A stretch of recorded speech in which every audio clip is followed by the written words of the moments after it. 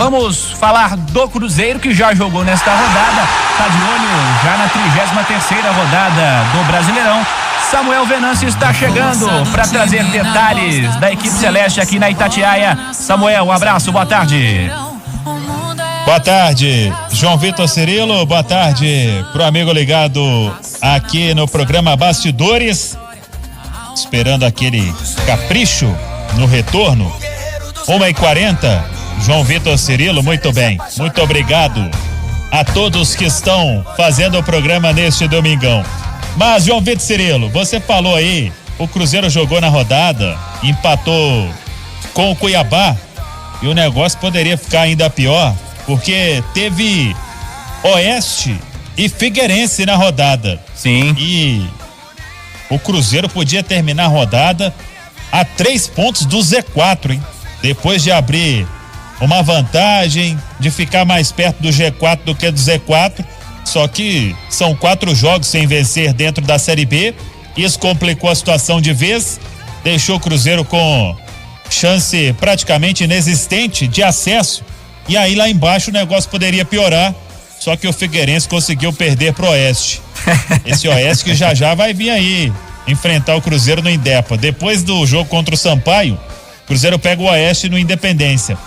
Foi 2-1 pro Oeste e aí o Cruzeiro fica a 6 pontos do 17º colocado ao final desta rodada e iniciando a preparação para jogar contra o Sampaio Corrêa. Vai ser o jogo dos desesperados, porque o Cruzeiro não vence há 4 jogos, teve empate aí no meio desse caminho.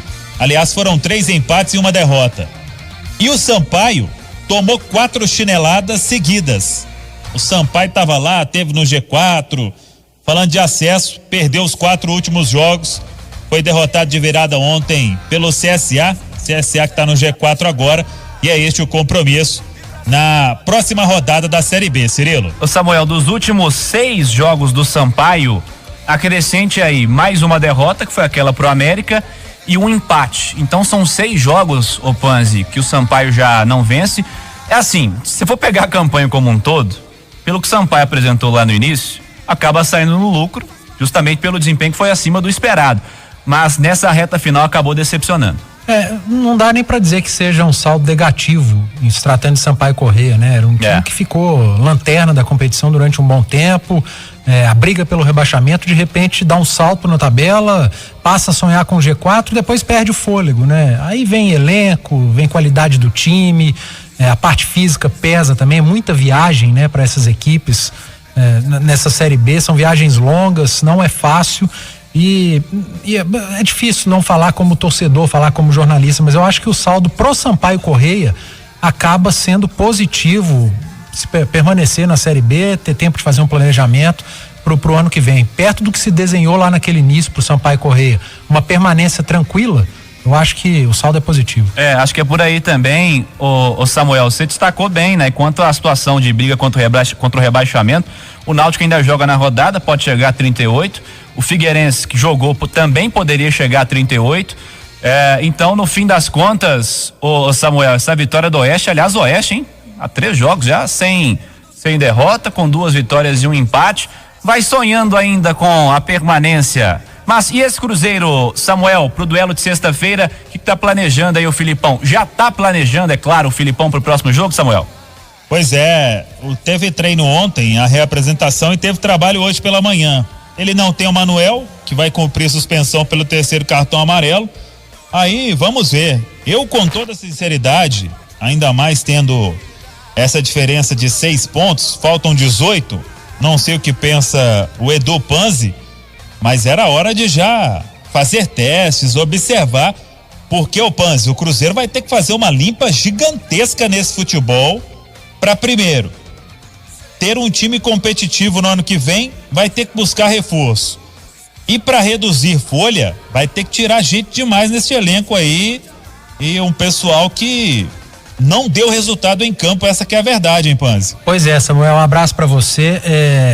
Vai ser um trabalho dobrado, né? Fazer a limpa no elenco. Muitos atletas, a maioria deles, não foram atletas pedidos pelo Filipão, são atletas que vieram com outros treinadores, com mais de um, com ideias de jogo diferente, com pensamento para a disputa da Série B completamente diferentes, não só jogadores trazidos por outros técnicos, como também por outros diretores, por outros presidentes, entre aspas. Então foi uma grande salada o Cruzeiro de 2020 e que vai ter muito trabalho. Se tiver que fazer rescisão custa caro e tudo que o Cruzeiro não precisa nesse momento é ter mais gastos. Mas, Samuel, pelo discurso do Filipão em todas as coletivas depois dos jogos, eu não acho que ele vai fazer teste, não. Eu acho que o Filipão ainda vai brigar pelos pontinhos que restam para respirar aliviado em termos de zona de rebaixamento. Eu não acho que para esse jogo começam os testes, não. Para os próximos, talvez. É verdade. O Regis já tá fora. Eu até estava lendo há pouco o nosso colega Gabriel Duarte do Globoesporte.com falando sobre a situação do Arthur Kaique. É outro que não vai ficar, tem contrato até o final de janeiro, tá emprestado pelo Al-Shabaab do mundo árabe, com certeza não vai ficar para renovar empréstimo, enfim, acho pouco provável. E aí então é isso que o Filipão falou, enquanto não chegar naqueles 43, 44, 45 pontos, ele segue com esse discurso de que veio para salvar o Cruzeiro. E até acho realmente, o Cruzeiro tinha 13 pontos na 16ª rodada. O negócio estava mais feio ainda. Mas esse Cruzeiro então, Cirilo, que tem a semana inteira, viaja só na quarta-feira para São Luís no Maranhão. O Edu Panzi falou aí um negócio interessante. Quando começou essa maratona de jogos, o Sampaio, quase que ele tinha que treinar no corredor do avião.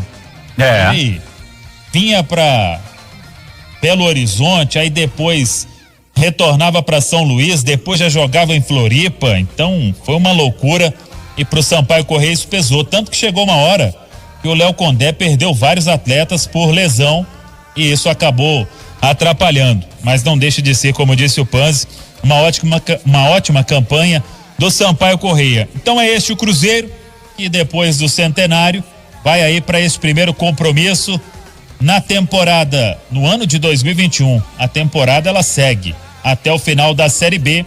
Restam 6 jogos pro Cruzeiro dentro da competição. Cirilo. Ô Samuel, e sobre a parte política do clube, o que você nos conta aí de novidade, Samuel?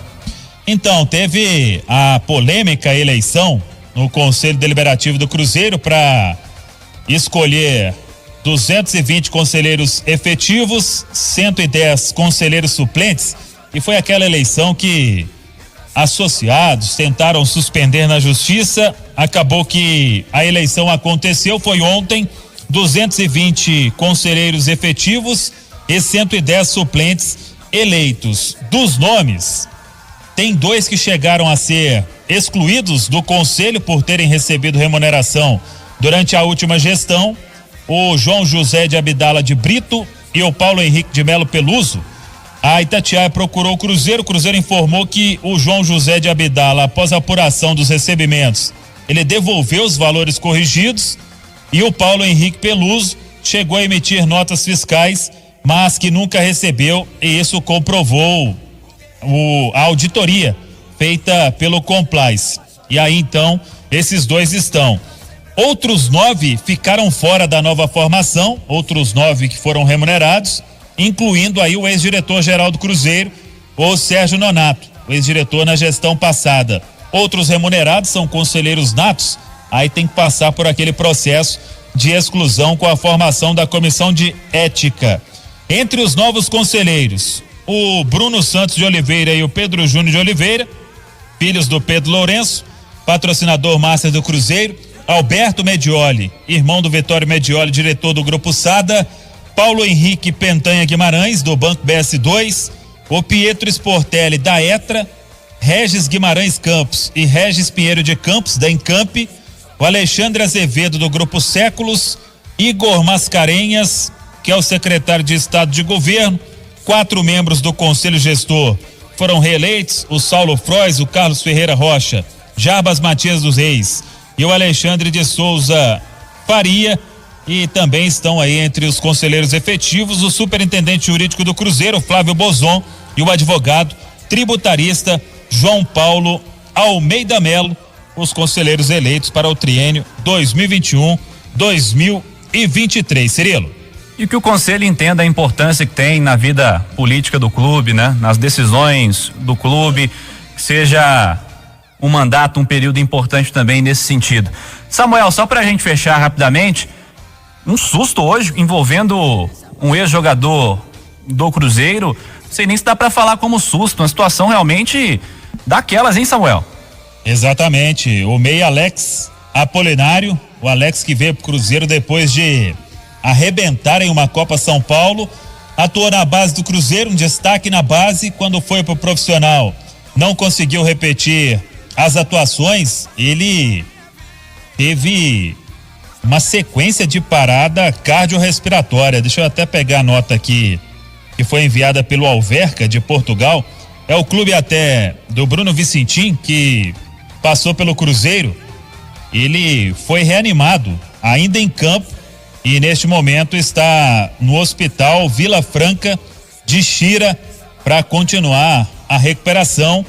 Jogador passando por um momento complicado, foi logo no início da partida, aos 27 minutos, e agora as nossas orações para recuperação total do meia Alex, ex-Cruzeiro e que está no Alverca de Portugal.